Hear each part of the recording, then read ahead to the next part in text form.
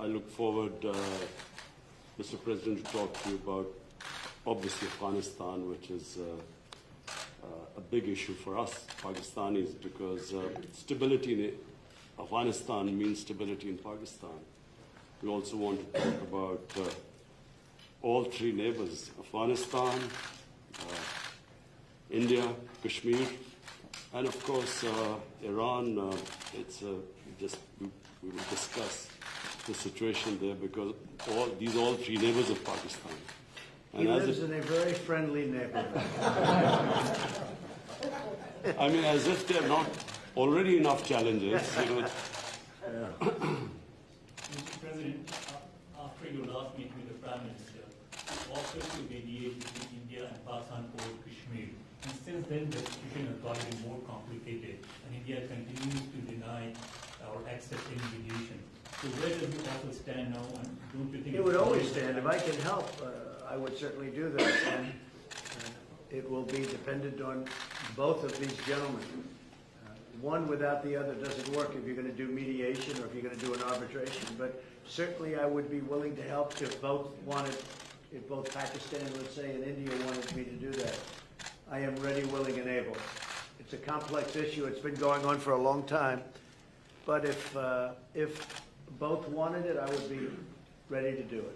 Mr. President, but the only thing is, reverting back to my question in the Oval Office on Kashmir, yes. The thing is, you are asking both the parties to accept and agree. One is aggressor, violator of the UN resolutions, and plus non-compliance, plus merging Kashmir into its own territory. This is the kind of reporter I like. I like this reporter. And how can you? Are you a member of this team, or are you? I'm not a member of this team. I'm an independent journalist. You're saying what you think. Let me complete my question, Mr. President. No, but I have to be requested.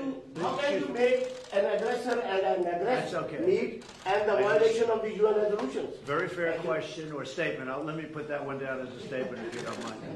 But you're right. You have to have two parties that want to agree, and when they come, and at some point India may come. I have a very good relationship with Prime Minister Modi. I have a very good relationship with Prime Minister Khan.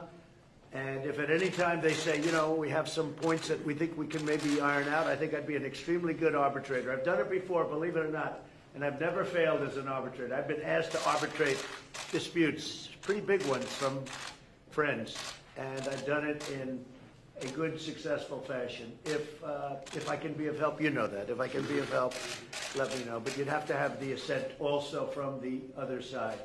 Mr.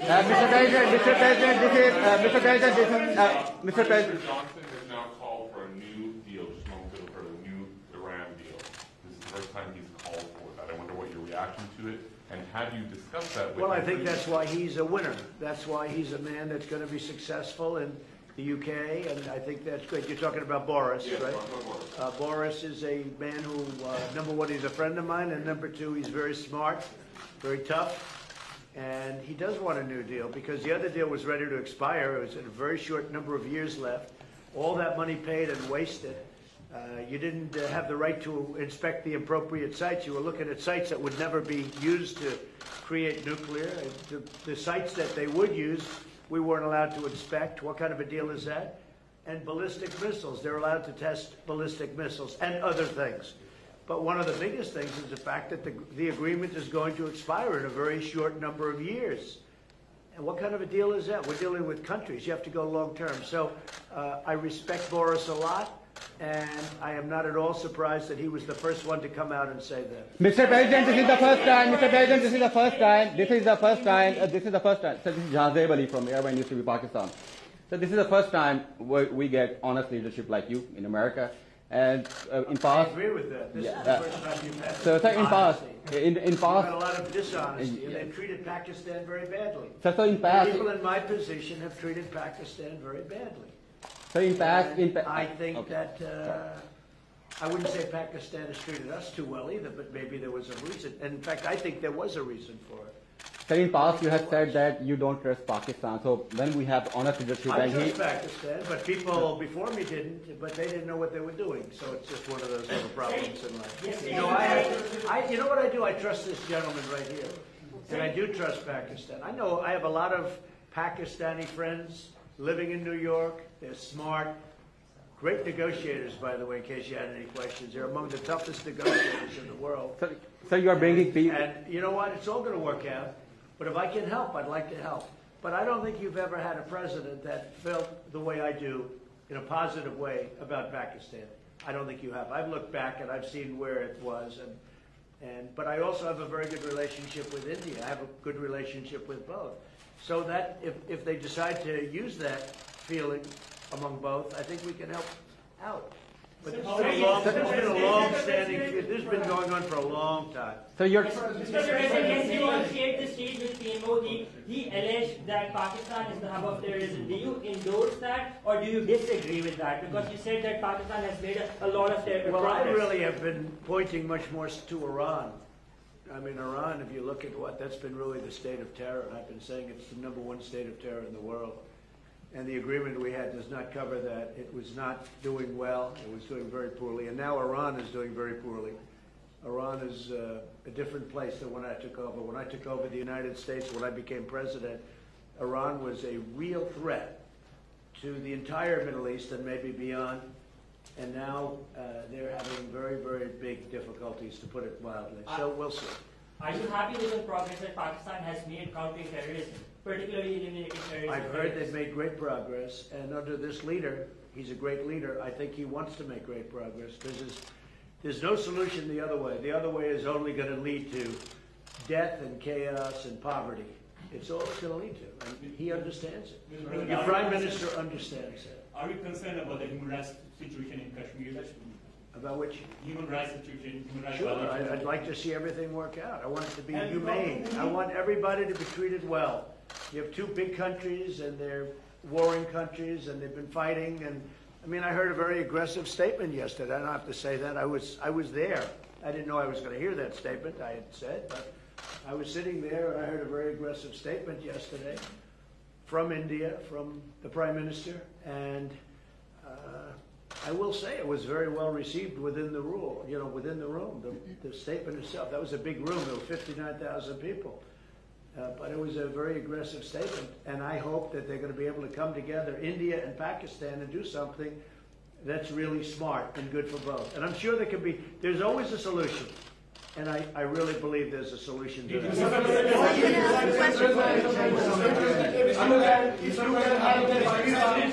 You might find a Nobel Prize. Mr. President. You've asked one already. Go ahead. Quickly. Make 1 second statement. Now, if you can solve this outstanding issue of Kashmir, very likely and definitely you will be deserving a Nobel Prize on that. I think I'll get a Nobel Prize. How about that? Mr. I think I'm President. going to get a Nobel Prize for a lot of things if they gave it out fairly, which they don't. Mr. President. They gave one to Obama immediately upon his ascent to the presidency, and he had no idea why he got it. And you know what? That was the only thing I agreed with him on. Mr. President. Mr. President. Mr. President. Right, come on. Other than Pakistan and India, the Kashmiri people are suffering last 15 days. They will talk later on, but right now there was human rights violation in Kashmir. 50 days lockdown, no internet, no food, no nothing. So, you know, what do you want to do for Kashmiri people? Where do you find reporters like this? These guys are...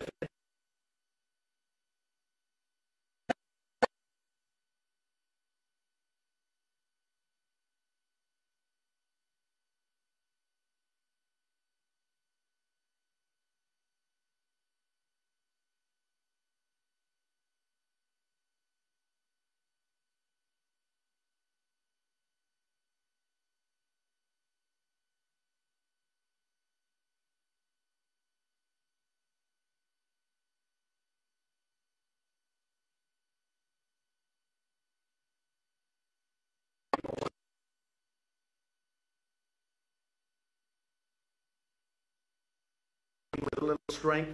They thought they went in with weakness, and I canceled everything. We have hit them harder in the last 2 weeks than we've ever hit them before. When do you think the talks could resume again, sir? We'll see what happens, but I will say that the Prime Minister has been very helpful, and he wants to do something. He wants to see something happen, so that's fine. Mr. President, last time. Mr. Prime Minister, would you like to raise the issue of curfew, lockdown, and Dr. capacities in Kashmir before President of America? You know, Mr. President, I was going to raise it in private, but it needs to be said that for 50 days, 8 million people are under siege by 900,000 troops. And it's a humanitarian issue. And so I was going to say that were you supposed to meet Narendra Modi now, I would have asked you to at least lift the siege. I mean, it's a huge humanitarian crisis taking place. Okay, so we're going to be talking about that We'll in a little discuss while. that. Mr. Prime Minister, what are your expectations from American President about the Kashmir issue? My expectations, President Trump heads the most powerful country in the world. And the most powerful country in the world has a responsibility. And you know this, you very kindly wanted to mediate in this. And you also said that both of us, India and Pakistan, has to agree to mediation. But unfortunately, India is refusing to talk to us. So in this situation, I feel that this is the beginning of a crisis. I honestly feel that this crisis is going to get much bigger, what is happening in Kashmir. So we would like to talk about that later. But just the fact that the position of the United States, it's the most powerful country. It can affect the United Nations Security Council. It has a voice. So we look to the U.S. to put out flames in the world. Are you I will say this, look, out of my respect for your Prime Minister, I will say that many countries wanted to meet with me and us, the United States, during this very short 3-day period, and we were unable to meet with many of them.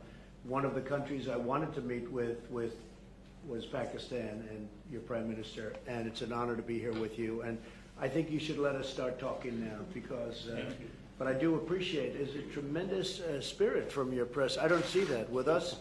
They want to always tear our country down, and with your press, it's really, they would like to see something positive for your country. And I will tell you this, you have a great leader. Yeah. And he's a good man, he's a nice man, happens to be a great athlete, not that that matters, but it's always nice. You are a great leader too, sir. Love you. Thank you very much. You take care of yourselves. Thank you very much. Thank you, sir. Thank you.